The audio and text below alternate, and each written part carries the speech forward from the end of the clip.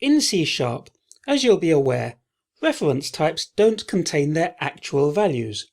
Rather, they contain a pointer to the location in memory that actually holds those values. This means that for reference types, there are really two possible ways to measure equality. You might ask, do two variables refer to the same location in memory? That's reference equality, sometimes known as identity. Or you might ask, do the locations to which two variables refer happen to contain the same values, even if they are different locations? That's value equality. I can illustrate the point with this code which instantiates two instances of a Windows Forms button and sets the button text to the same value in each of them. Click me now. Clearly, these two button instances are identical. They contain the same values, but are they equal? Well, I have a statement that checks whether they are equal using C#'s equality operator, equals, and writes out the result. And if we run the code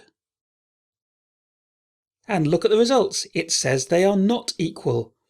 And this is because for buttons, both C# and the .NET Framework consider equality to mean reference equality. In other words, the equality operator checks whether these two variables refer to the same instance, the same location in memory.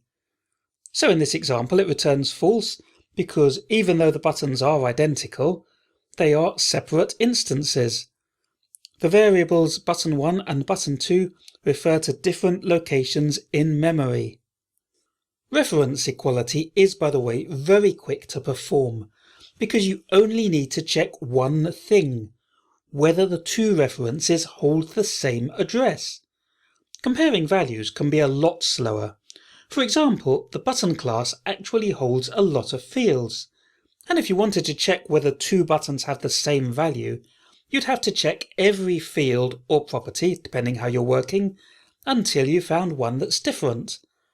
In fact, there is no operator in C# which will do a value comparison for two buttons, which is reasonable because comparing whether two buttons contain exactly the same values is not the sort of thing you'd normally want to do. Obviously, if for some reason you did want to do that, you would roll your own code to check the value of each property. Compare all that with this code. This is quite similar to the button code, but applies the equality operator to two identical strings.